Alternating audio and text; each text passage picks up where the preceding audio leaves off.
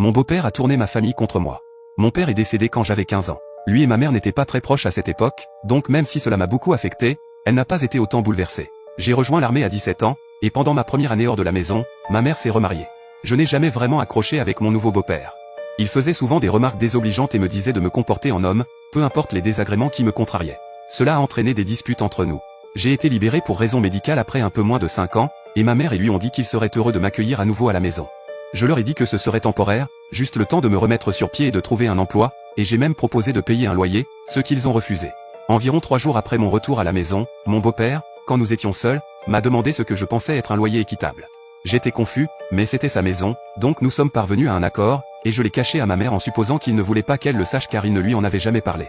Je n'ai jamais rien demandé à mes parents, pas par rancune, je voulais juste me débrouiller seul. Il avait un fils, Kyle, d'un précédent mariage. Lui et moi n'avions pas beaucoup d'intérêts communs ou quoi que ce soit, mais je n'ai jamais eu de problème avec lui, je dirais que nous nous entendions bien. La seule chose, c'est que Kyle recevait beaucoup d'aide de leur part. Il payait ses études, sa voiture, son logement, pendant ses études et même après. Cela m'a semblé injuste qu'ils reçoivent toute cette assistance et qu'on me demande immédiatement de payer un loyer.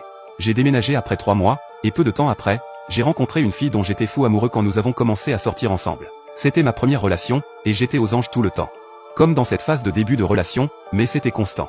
J'étais très nerveux à l'idée de la ramener à la maison. Ma mère et moi étions très proches, et j'ai toujours craint qu'elle soit très critique envers une fille que j'apporterais à la maison. Mes inquiétudes se sont révélées infondées, elles s'entendaient extrêmement bien. Ma petite amie n'a pas de famille, donc ma mère et mon beau-père sont devenus comme une famille pour elle. Sa tante. Ma mère s'est très bien entendue avec elle au point qu'elles sortaient ensemble juste toutes les deux parfois, et cela me rendait extrêmement heureux. Mon beau-père l'aimait même beaucoup, et je sentais que cela nous rapprochait, ce n'était pas quelque chose que je pensais vouloir avant que cela ne se produise. Son père a abandonné sa famille quand il était jeune, et il s'est payé ses études et a obtenu un bon emploi bien rémunéré tout seul, ce que je respectais énormément. Environ 1 an plus tard, je savais que c'était la fille que j'allais épouser. Je l'ai dit à ma mère et à mon beau-père, et ils semblaient tous les deux extrêmement heureux. Elle faisait déjà pratiquement partie de la famille. Ma mère m'a donné sa bague de fiançailles que mon père lui avait offerte et qu'elle avait gardée. Mon travail ne payait pas très bien, donc je me suis dit que même si ce n'était pas la bague qu'elle aurait toujours, ce serait un excellent substitut. Quand j'ai fait ma demande en mariage, ma petite amie m'a dit que ce n'était pas un substitut et qu'elle l'adorait. Je n'ai jamais été aussi heureux de ma vie.